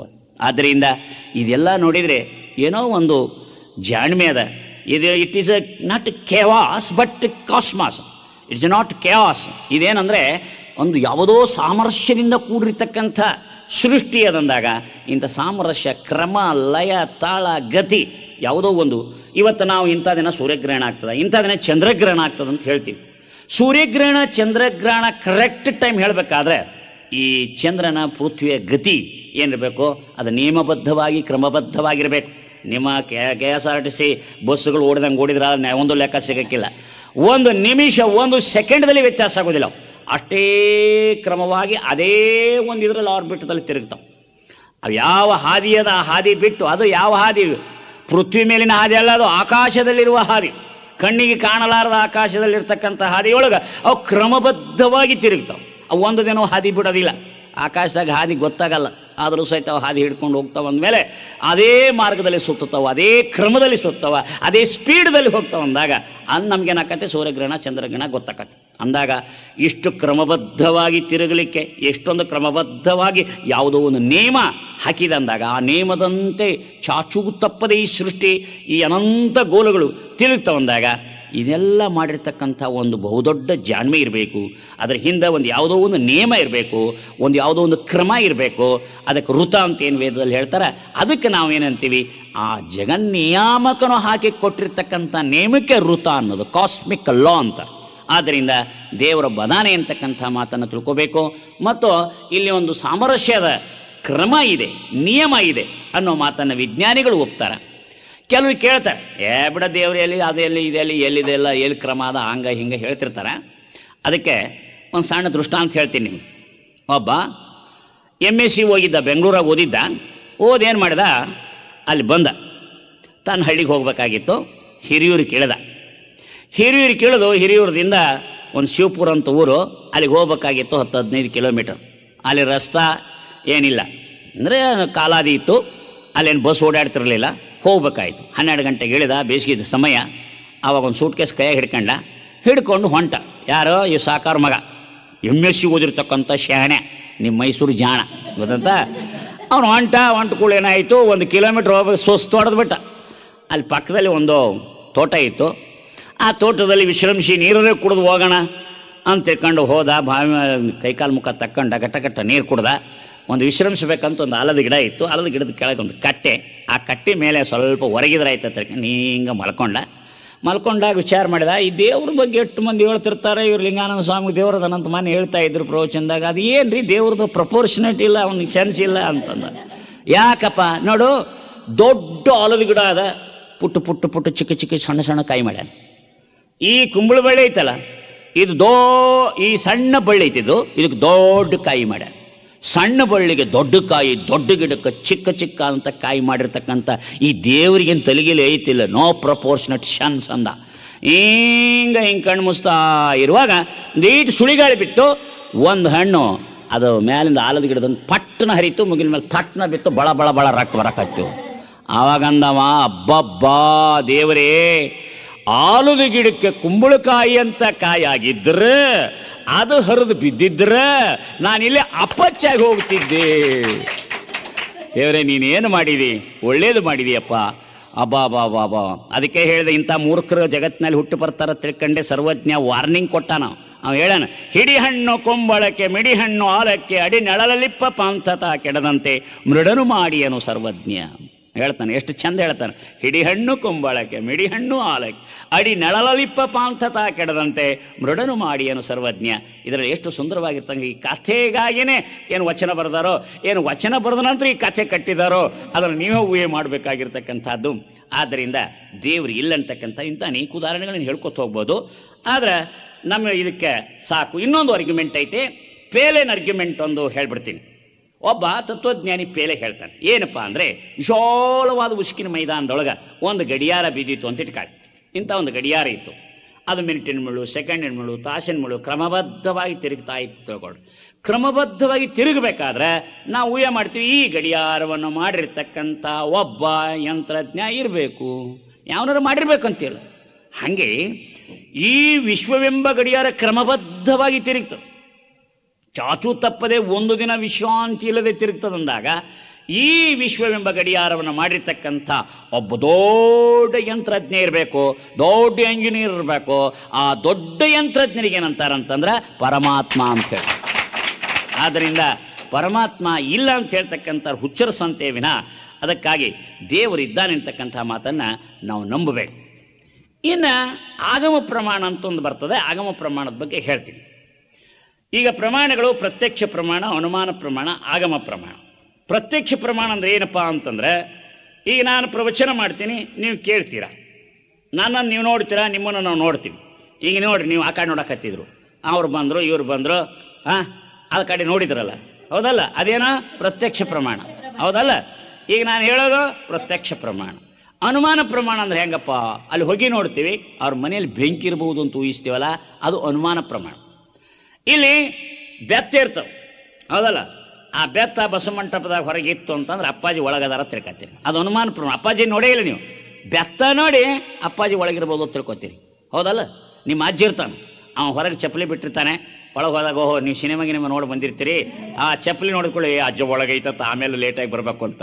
ಅಂದರೆ ಅನುಮಾನ ಪ್ರಮಾಣ. ಹಂಗೆ ಈಗ ರಾಡಿ ನೀರು ಬರ್ತದೆ ನಿಮ್ಮ ಮೂರು ಹಳ್ಳದ, ಮಳೆ ನೋಡೇ ಇಲ್ಲ ನೀವು, ಎಲ್ಲೋ ಮಳೆಯಾಗಿರ್ತದೆ, ಆದರೂ ಮಳೆ ಮೇಲಾಗಿದೆ ಅಂತ ಊಹಿಸ್ತೀರಿ. ರಾಡಿ ನೀರಿನಿಂದ ನೀವು ಮಳೆ ಆಗಿದೆ ಅಂತ ಊಹಿಸ್ತೀರಿ. ಏನಂತಾರೆ? ಅನುಮಾನ ಪ್ರಮಾಣ ಅಂತ ಹೇಳ್ತಾರೆ. ಹಾಗೆ ಈ ಅನುಮಾನ ಪ್ರಮಾಣದಂತೆ ಆಗಮ ಪ್ರಮಾಣ ಅಂತ ಒಂದದು. ಆಗಮ ಪ್ರಮಾಣ ಅಂದರೆ ಏನಪ್ಪ? ಶಬ್ದ ಪ್ರಮಾಣ. ಶಬ್ದ ಪ್ರಮಾಣ ಅಂದ್ರೇನು? ವೇದಗಳು, ಉಪನಿಷತ್ತು, ಆಗಮಗಳು, ಶ್ರುತಿಗಳು, ವಚನಗಳು, ಅಭಂಗ್ಸು, ಹೀಗೆ ಅನೇಕ ಸಾಹಿತ್ಯ, ಬೈಬಲ್ಲು, ಕುರಾನ್ ಸಹಿತ ದೇವರ ಅದಾನ ಅಂತ ಹೇಳ್ತಾನೆ. ಅದಕ್ಕೆ ದೇವರ ಅದಾನ ಅಂತ ಹೇಳ್ತಾನೆ ಅಂತ ಅಂದ್ಕೊಂಡು ನಾವು ನಂಬತಕ್ಕಂಥದ್ದು ಅದು ಆಗಮ ಪ್ರಮಾಣ, ಶಬ್ದ ಪ್ರಮಾಣ. ಅಥವಾ ಈಗ ಯೇಸು ಕ್ರಿಸ್ತ ದೇವರದನ ಅಂತ ಹೇಳ್ತಾರೆ, ಮೊಹಮ್ಮದ್ ಪೈಗಂಬರ್ ಅದನ್ನ ಅಂತ ಹೇಳ್ತಾರೆ, ಋಷಿಗಳು ದೇವರದನ ಅಂತ ಹೇಳ್ತಾರೆ, ಬಸವಣ್ಣ, ಅಕ್ಕ ಮಹಾದೇವಿ, ಚನ್ನಬಸವಣ್ಣ, ಸಿದ್ದರಾಮೇಶ್ವರರು ಇಂಥವ್ರು ದೇವರದನ ಅಂತ ಹೇಳ್ತಾರೆ. ಆಮೇಲೆ ಅರವಿಂದರು, ವಿವೇಕಾನಂದರು ದೇವರದನ ಅಂತ ಹೇಳ್ತಾರೆ, ರಾಮಕೃಷ್ಣ ಪರಮಹಂಸರಂತವ್ರು ದೇವರದನ ಅಂತ ಹೇಳ್ತಾರೆ. ಆದ್ದರಿಂದ ಇವರೆಲ್ಲರೂ ದೇವರದಾನ ಅಂತ ಹೇಳ್ಕೊಂಡದ್ರಿಂದ ನಾವು ದೇವರದಾನ ಅಂತ ನಂಬಬಹುದು. ಇದಕ್ಕೇನಂತಾರಂತಂದ್ರೆ ಅದು ಶಬ್ದ ಪ್ರಮಾಣ ಅಂತ ತಿಳ್ಕೊಂಡು ಹೇಳ್ತಾರೆ. ಅವರೆಲ್ಲರೂ ಋಷಿಗಳು, ಮುನಿಗಳು, ಶರಣರು, ಸಂತರು ದೇವರದಾನ ಅಂತ ಹೇಳಿದಾಗ ನಾವು ದೇವರದಾನ ಅಂತ ನಂಬುವುದು ಅದು ಸಾಧುವಾದ ಮಾರ್ಗ, ಅದು ಸಾಧುವಾದ ಮಾರ್ಗ. ಅದನ್ನು ಬಿಟ್ಟು ಅವ್ರು ಹೇಳಿದ್ರೆ ನಾವ್ಯಾಕೆ ನಂಬಬೇಕು ಅಂತ ತಿಳ್ಕೊಂಡು ಕೇಳ್ತಕ್ಕಂಥವ್ರಿಗೆ ಅದಕ್ಕೆ ಬೇರೆ ಮಾರ್ಗದಿಂದ ನಾವು ತಿಳಿಸಿ ಹೇಳಬೇಕಾಗತ್ತೆ. ಈಗ ಲಂಡನ್ ಐತೋ ಇಲ್ಲೋ ನಾನು ಕೇಳ್ತೀನಿ, ಐತ್ ಅಂತ ಹೇಳ್ತೀರಿ. ಐತ್ ಅಂತ ಹೇಳಿದರೆ ನಿಮಗೇನೋ ನೋಡಿಲ್ಲ, ಪ್ರತ್ಯಕ್ಷ ಪ್ರಮಾಣದಿಂದ ನೋಡಿಲ್ಲ ನೀವು, ಆದ್ರೆ ನಾನು ನೋಡಿದ್ದೀನಿ, ನಾನು ಐತ್ ಅಂತ ಹೇಳ್ತೀನಿ, ಆದ್ದರಿಂದ ನೀವು ನಂಬುತ್ತೀರಿ, ಹೌದಲ್ಲ? ಮತ್ತು ದೇವರದಾನಂತ ನಾ ಹೇಳಿದ್ರೆ ನೀವು ನಂಬಬೇಕು. ಒಬ್ಬ ಹುಡುಗ ಅಂತಾನ, ಏನು ಸ್ವಾಮಿಗಳ ಅವನು ಹೇಳ್ತಾನ, ಅವ್ನು ಬಸವರಾಜ್, ಬಿಡ್ರಿ ಏನದು ದೇವರದ, ನೀವು ಹೇಳಿದ್ರೆ ನಾವ್ಯಾಕೆ ನಂಬಬೇಕು, ನೀವು ನೋಡಿದ್ರೆ ನೀವು ನಾವು ನೋಡಿದಾಗ ನಾವು ನಂಬ್ತೀವಿ ಅಂತ. ಹಂಗಾರೆ ನೀವು ಸತ ಲಂಡನ್ ನೋಡ್ಬೇಕಾದ್ರೆ ಏನು ಮಾಡಬೇಕು? ಇಂಟರ್ನ್ಯಾಷನಲ್ ಪಾಸ್ಪೋರ್ಟ್ ತೊಗೋಬೇಕು, ಹೌದಾ? ಆಮೇಲೆ ಏನು ಮಾಡಬೇಕು?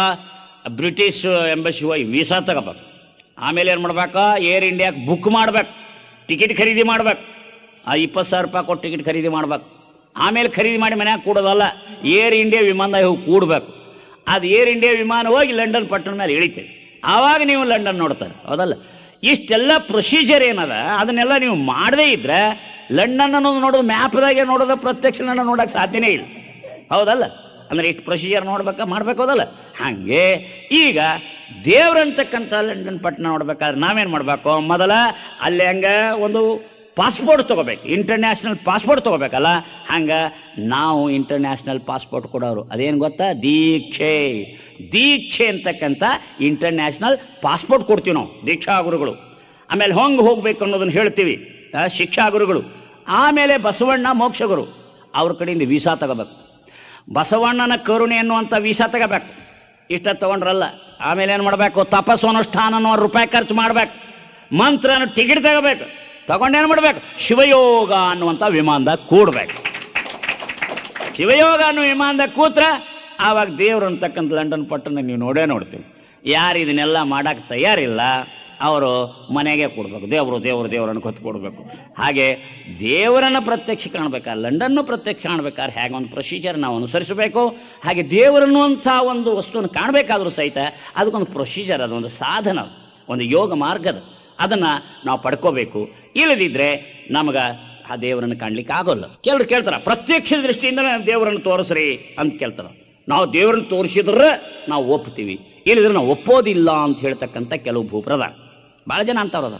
ನಾನು ಅವ್ರಿಗೊಂದು ಪ್ರಶ್ನೆ ಕೇಳ್ತೀನಿ, ನೋಡಪ್ಪ ಆಕಾಶ ಐತಂತ ಒಪ್ತಿ ಇಲ್ಲಪ್ಪ ನೀನು ಈಶ್ವರ? ಒಪ್ತೀವಿ. ಮತ್ತು ಆಕಾಶ ತೋರಿಸು ನೋಡೋಣ, ಎಲ್ಲೈತೆ ಆಕಾಶ ತೋರ್ಸಕ್ಕೆ ಬರಲ್ಲ. ಯಾಕೆ? ಗಾಳಿನೇ ತೋರ್ಸಕ್ಕೆ ಬರಂಗಿಲ್ಲ.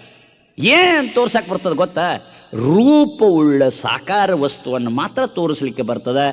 ಯಾವ ವಸ್ತುವಿಗೆ ರೂಪ ಇಲ್ಲ, ಯಾವ ವಸ್ತುವಿಗೆ ಆಕಾರ ಇಲ್ಲ, ಯಾವುದು ನಿರಾಕಾರದ, ಅದಕ್ಕಾಗಿ ನಾವು ಅದನ್ನು ತೋರಿಸಲಿಕ್ಕೆ ಸಾಧ್ಯವೇ ಇಲ್ಲ. ಇದನ್ನು ತಿಳ್ಕೋಬೇಕು.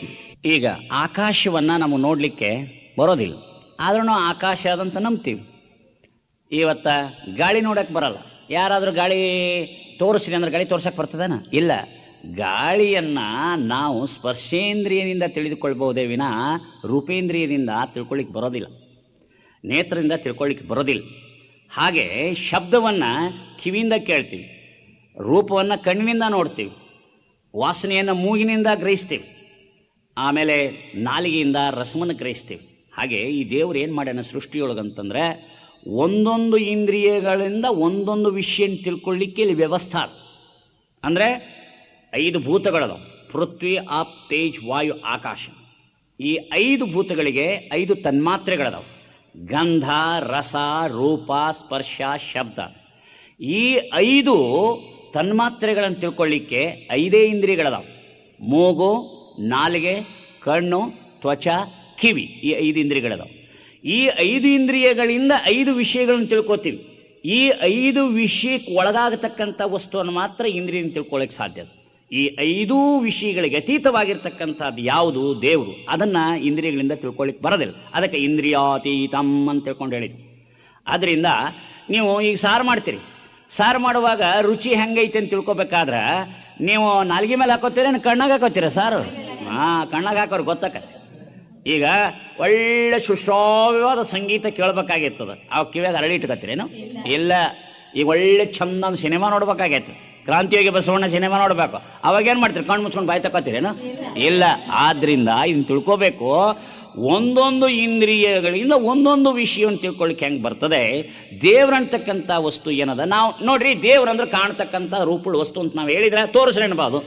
ನಾವು ದೇವ್ರಂದ್ರೆ ಏನೋ ಕಣ್ಣಿಗೆ ಕಾಣೋದಿಲ್ಲ, ನಿರಾಕಾರ ಅಂತ ಹೇಳ್ತೀವಿ. ನಿರಾಕಾರ ಪರಮಾತ್ಮನ ತೋರಿಸ್ರಿ ಅಂತ ಕೇಳೋ ಪ್ರಶ್ನೆನೇ ಮೂರ್ಖ ಪ್ರಶ್ನೆ. It is a foolish question.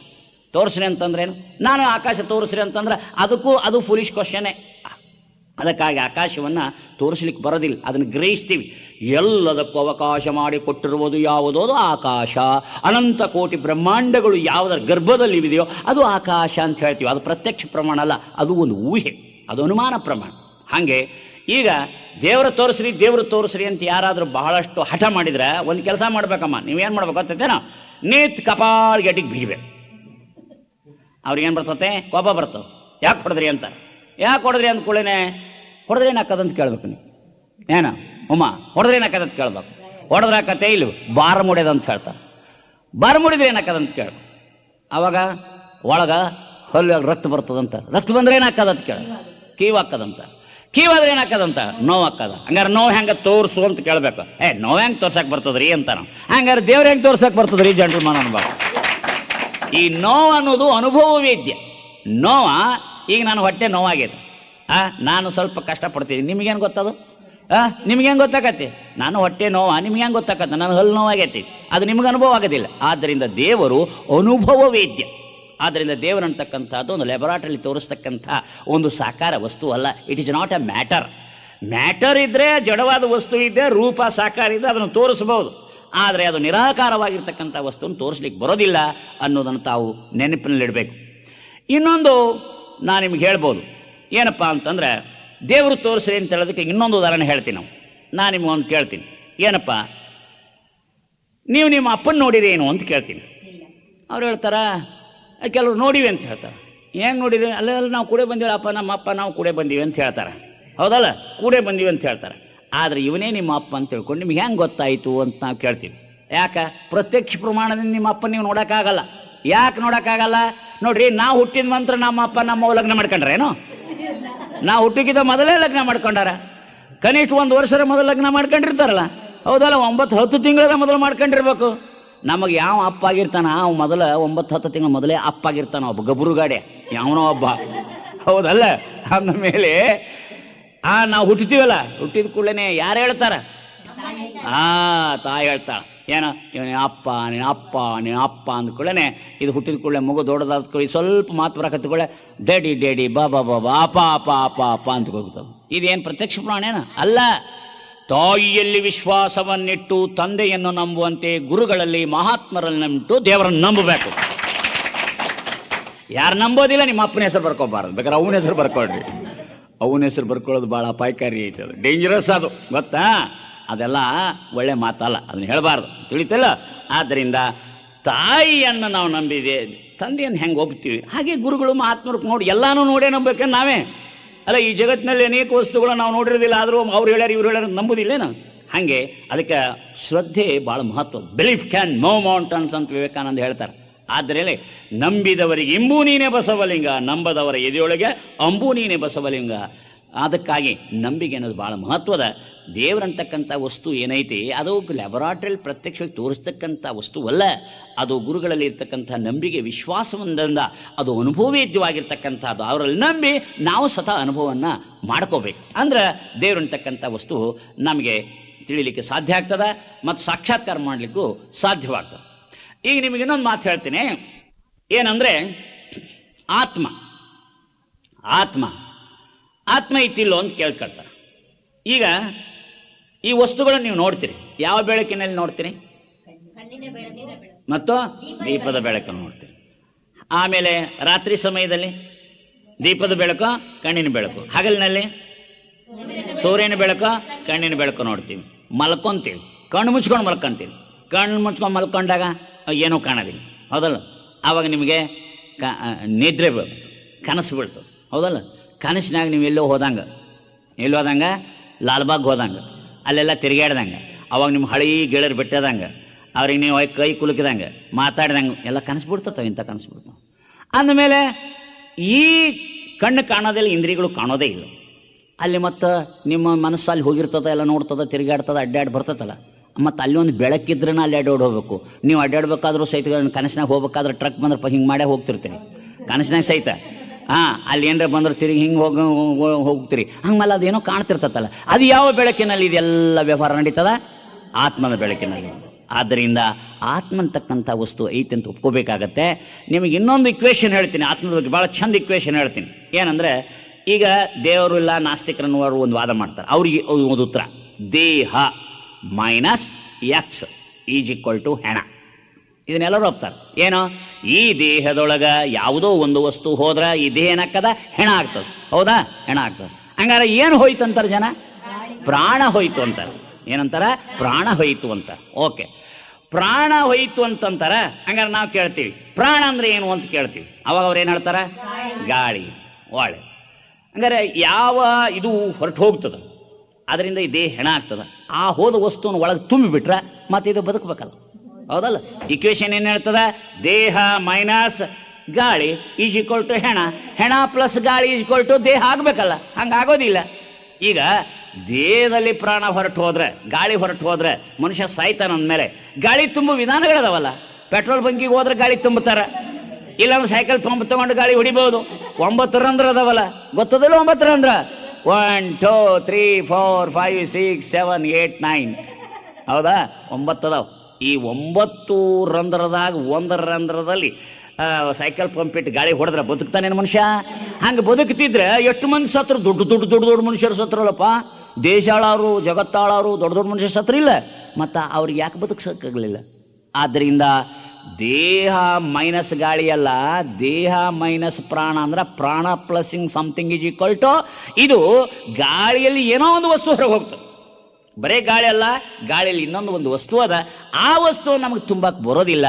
ಆ ವಸ್ತುವಿಗೆ ನಂತರ ಚೈತನ್ಯ ಅಂತ ತಿಳ್ಕೊಂಡು ಹೇಳ್ತಾರೆ. ಗಾಳಿ ತುಂಬಬಹುದು, ಚೈತನ್ಯ ತುಂಬಕ್ಕೆ ಬರಲ್ಲ. ಈ ಜಗತ್ತಿನೊಳಗೆ ಯಾರಪ್ಪನು ಎಂಥ ದೊಡ್ಡ, ಈ ಪ್ರಪಂಚದಲ್ಲಿ ಭಾಳ ದೊಡ್ಡ ಮನುಷ್ಯ ಇದ್ರು ಅವ್ನು ಗಾಳಿ ತುಂಬಬಹುದೇ ವಿನ ಚೈತನ್ಯ ತುಂಬಕ್ಕೆ ಬರಲ್ಲ.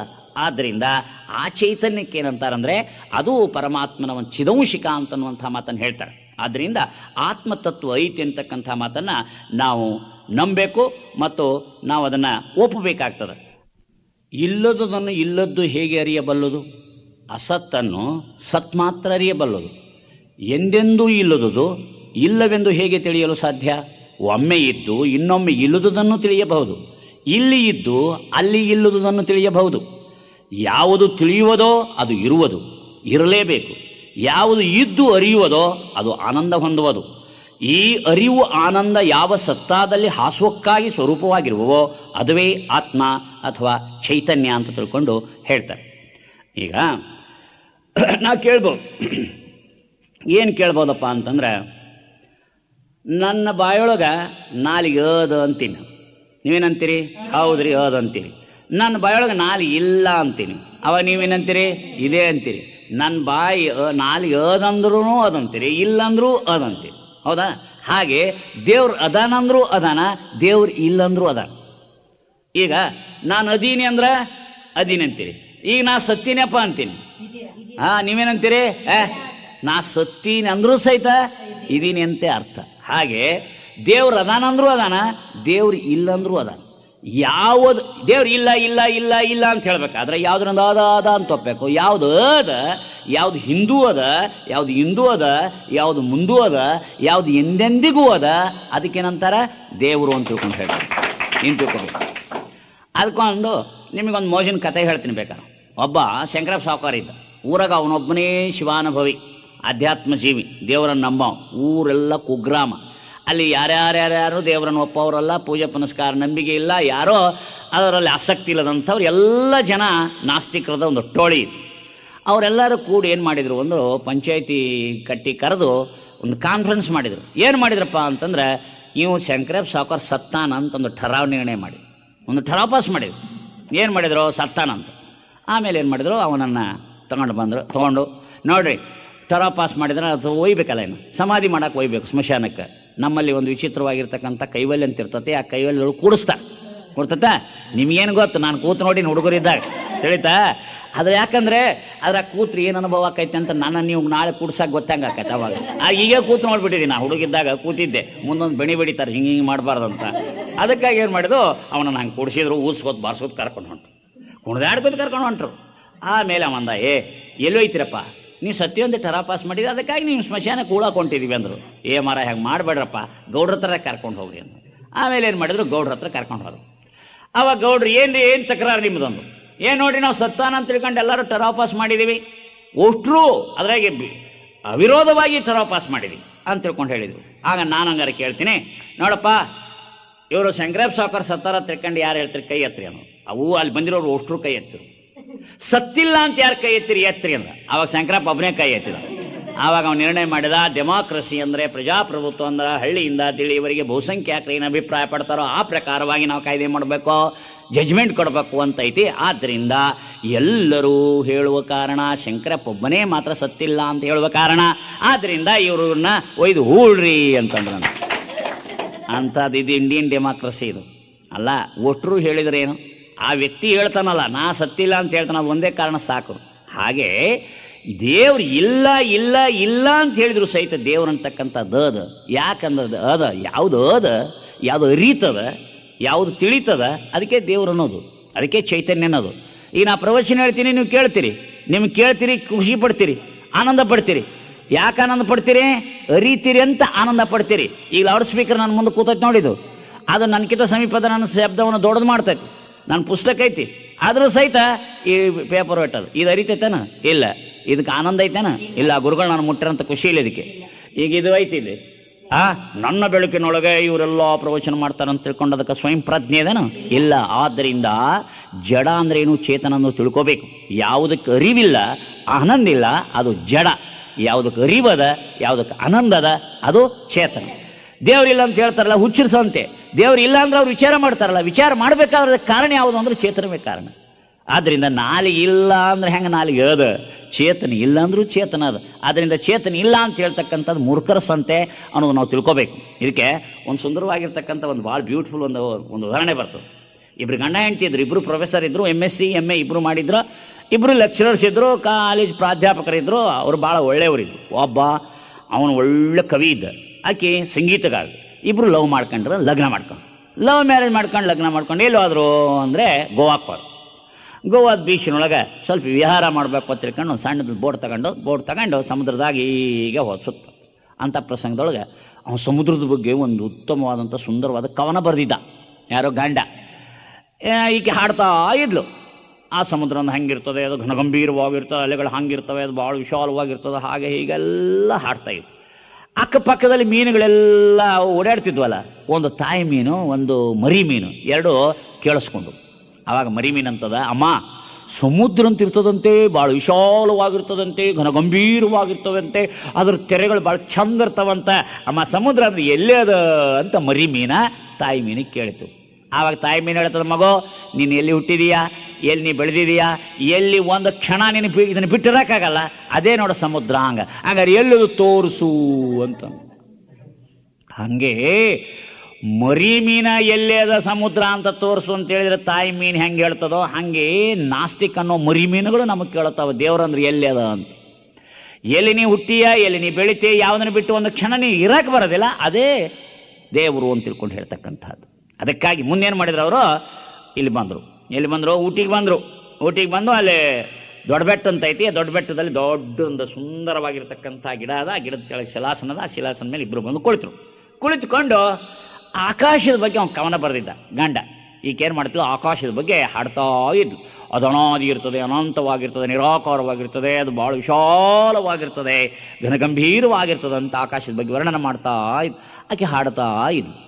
ಅದನ್ನು ಗಿಡದಲ್ಲಿ ಕುಳಿತಿರ್ತಕ್ಕಂಥ ಎರಡು ಪಕ್ಷಿಗಳು, ತಾಯಿ ಪಕ್ಷಿ ಮರಿ ಪಕ್ಷಿ ಕೇಳಿಸ್ಕೊಂಡು, ತಾಯಿ ಪಕ್ಷಿ ಮರಿ ಪಕ್ಷಿ ಕೇಳಿಸ್ಕೊಂಡು ಆವಾಗ ಮರಿ ಪಕ್ಷಿ ಕೇಳ್ತದೆ, ಅಮ್ಮ ಆಕಾಶ ಅಂತ ಇರ್ತದಂತಲ್ಲ, ಅದು ಭಾಳ ವಿಶಾಲವಾಗಿರ್ತದಂತ, ಅದು ಅನಾದಿ ಅನಂತವಾಗಿರ್ತದಂತೆ, ಅದು ನಿರಾಕಾರವಾಗಿರ್ತದಂತೆ ಹಾಡ್ತಾರಲ್ಲಮ್ಮ, ಅದು ಎಲ್ಲೇ ಐತಿ?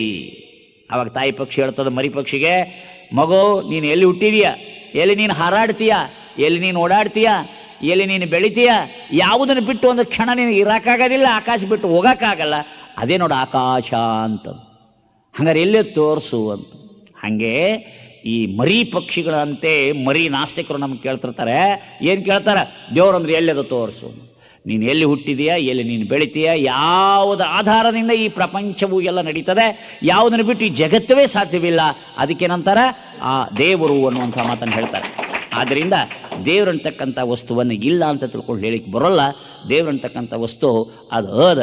ಇಲ್ಲಿ ಆತ್ಮ ಹೆಂಗೈತೆ ಅನ್ನೋದಕ್ಕೆ ಒಂದು ಮಾತು ಹೇಳ್ತೀನಿ. ಈಗ ನೋಡಿ, ಯಾವುದನ್ನು ಕಣ್ಣು ನೋಡಲಾರದೋ, ಯಾವುದು ಇಲ್ಲದಿದ್ದರೆ ಕಣ್ಣು ಏನನ್ನೂ ನೋಡಲಾರದೋ ಅದು ಚೈತನ್ಯ ಅಥವಾ ಆತ್ಮ.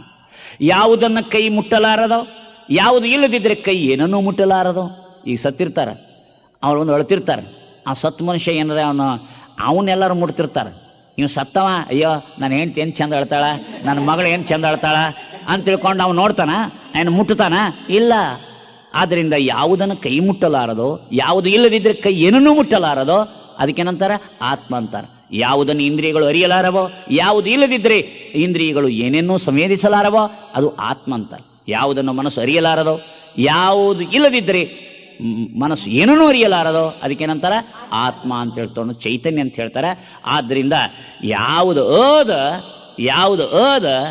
ಯಾವುದು ಇದ್ದು ಅದು ಅರಿತದ, ಯಾವುದು ಅರಿತದ ಅದು ಆನಂದ ಪಡ್ತದ, ಅದಕ್ಕೇನಂತಾರಂದರೆ ಆತ್ಮ ಅನ್ನುವಂಥ ಮಾತನ್ನು ಹೇಳ್ತಾರೆ. ಆದ್ದರಿಂದ ದೇವರು ಮತ್ತು ಆತ್ಮ ಏನು ಭಾಳ ವ್ಯತ್ಯಾಸ ಅಲ್ಲ. ಅದು ಅಲ್ಪ ಭಾವಾಪನ್ನ, ಅದು ಅಧಿಕ ಭಾವಾಪನ್ನ. ಬ್ರಹ್ಮಾಂಡಗತವಾಗಿರುವ ಚೈತನ್ಯಕ್ಕೆ ಪರಮಾತ್ಮ ಅಂತಾರೆ, ಮತ್ತು ಆ ಪಿಂಡಾಂಡಗತವಾಗಿರ್ತಕ್ಕಂಥ ಚೈತನ್ಯಕ್ಕೆ ಆತ್ಮ ಅಂತ ಹೇಳ್ತಾರೆ. ಆ ಆತ್ಮ ಪರಮಾತ್ಮರ ಸ್ವರೂಪವನ್ನು ನಾವು ಮುಂದೆ ನೋಡೋಣ. ತುಳಿಯುತ್ತೀಹ ಹೊಳೆಯುತ್ತೀಹ ಕಾಣುವೆಡೆಯಲ್ಲೆಲ್ಲ ಕಾಣಲೊಲ್ಲದೆ ಬಾಲೆ ಅವನ ಸಿರಿಲೀಲೆ ಅರಳುತ್ತೀಹ ಸುಮದೊಳು ಬಿರಿದು ನಗುತ್ತಿಗನವನು ಅರಳುತ್ತೀಗ ಸುಮದೊಳು ಬಿರಿದು ನಗುತ್ತಿಗನವನು ಮೊರೆಯುತ್ತೀಗ ಜಲದೊಳು ಓಂಕಾರ ಸ್ಪಂದಿಸುತ್ತ ಸುಳಿಯುತ್ತೀಹ ಹೊಳೆಯುತ್ತೀಹ ಕಾಣುವೆಡೆಯಲ್ಲೆಲ್ಲ ಕಾಣಲೊಲ್ಲದೆ ಬಾಲೆ ಅವನ ಸಿರಿಲೀಲೆ ಕೋಕಿಲೆಯ ಕುಕಿಲದಲ್ಲಿ ಉಳಿಯುತ್ತೀಗ ಚೇತನನು ಕೋಕಿಲೆಯ ಕುಕಿಲದಲ್ಲಿ ಉಳಿಯುತ್ತೀಗ ಚೇತನನು ಮುಖತಾವರೆಯಲ್ಲಿ ಅರಳುತ್ತೀಗ ಮೋಹನನು ಬೀಸುತ್ತೀಗ ಗಾಳಿಯಲ್ಲಿ ನಿರಾಳ ಹೆಜ್ಜೆಯ ನಿಕ್ಕಿ ಬಯಸುತ್ತೀಗ ಹೃದಯಕ್ಕೆ ಪ್ರೇಮ ಬೆಸುಗೆಯ ನಿಕ್ಕಿ ಸುಳಿಯುತ್ತೀಹ ಹೊಳೆಯುತ್ತೀಹ ಕಾಣುವೆಡೆಯಲ್ಲೆಲ್ಲ ಕಾಣಲೊಲ್ಲದೆ ಬಾಲೆ ಅವನ ಸಿರಿಲೀಲೆ ಮೂಡುತ್ತೀಗ ರವಿಯಲ್ಲಿ ನಗು ನಗುತ್ತ ಬರುವ ಮೂಡುತ್ತೀಗ ರವಿಯಲ್ಲಿ ನಗು ನಗುತ್ತ ಬರುವ ತಾಡಿಸುವ ಮೂಗಿಲನ್ನು ಏರಿತ ಬರುವ ಹೃದಯ ವೀಣೆಯ ಮಿಡಿವ ಚತುರ ವೈಣಿಕನು ಸುದಯ ಸಾರವಗೋತ ಮಕರಂದ ಪ್ರಿಯನು ಸುಳಿಯುತ್ತೀಹ ಹೊಳೆಯುತ್ತೀಹ ಕಾಣುವೆಡೆಯಲ್ಲೆಲ್ಲ ಕಾಣಲೊಲ್ಲದೆ ಬಾಲೆ ಅವನ ಸಿರಿಲೀಲೆ ಮೂಡುತ್ತೀಗ ರವಿಯಲ್ಲಿ ನಗು ನಗುತ್ತ ಬರುವ ಮೂಡುತ್ತೀಗ ರವಿಯಲ್ಲಿ ನಗು ನಗುತ್ತ ಬರುವ ತಾಡಿಸುವ ಮೂಗಿಲನ್ನು ಏರಿತ ಬರುವ ಹೃದಯ ವೀಣೆಯ ಮಿಡಿವ ಚತುರ ವೈಣಿಕನು ಸುದಯ ಸಾರವಗೋತ ಮಕರಂದ ಪ್ರಿಯನು ಸುಳಿಯುತ್ತೀಹ ಹೊಳೆಯುತ್ತೀಹ ಕಾಣುವೆಡೆಯಲ್ಲೆಲ್ಲ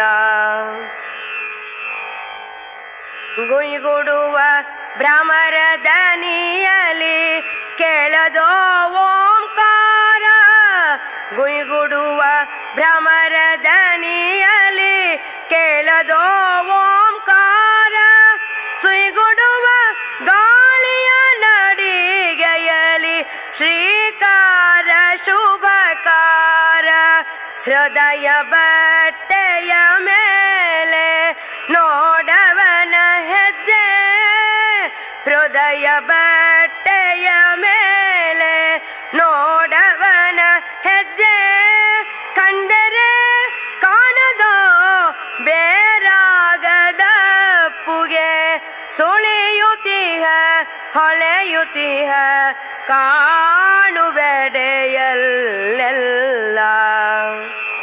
ಸುಂದರ ನಿವ ಎಲ್ಲವನು ನಾನಿವನ ಭಾರ್ಯೆ, ಅಂದದ ಸಚ್ಚಿದಾನಂದಗೊಲಿದ ನಾನೇ ಕಡುಧನ್ಯೆ. ಸುಳಿಯುತ್ತೀಹ ಹೊಳೆಯುತ್ತೀಹ ಕಾಣುವೆಡೆಯಲ್ಲೆಲ್ಲ, ಕಾಣಲೊಲ್ಲದೆ ಬಾಲೆ ಅವನ ಸಿರಿಲೀಲೆ. ಅರಳುತ್ತೀಗ ಸುಮದೊಳು ಬಿರಿದು ನಗುತ್ತೀಗನವನು, ಮೊರೆಯುತ್ತೀಗ ಜಲದೊಳು ಓಂಕಾರ ಸ್ಪಂದಿಸುತ್ತ. ಸುಳಿಯುತ್ತೀಹ ಹೊಳೆಯುತ್ತೀಹ ಕಾಣುವೆಡೆಯಲ್ಲೆಲ್ಲ, ಕಾಣಲೊಲ್ಲದೆ ಬಾಲೆ ಅವನ ಸಿರಿಲೀಲೆ.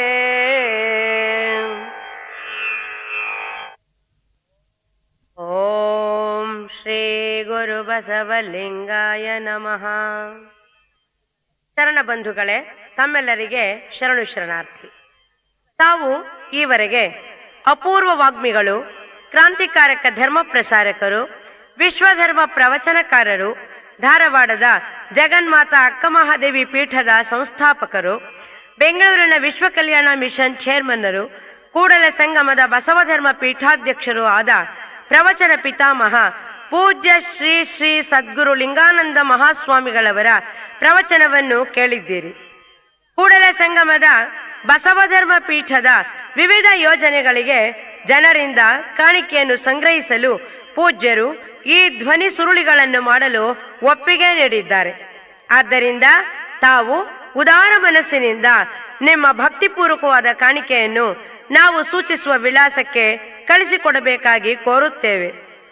ಬಸವಧರ್ಮ ಪೀಠ, ಮಹಾಮನೆ ಮಹಾಮಠ, ಕೂಡಲ ಸಂಗಮ, ತಾಲ್ಲೂಕ್ ಹುನಗುಂದ, ಜಿಲ್ಲಾ ಬಿಜಾಪುರ.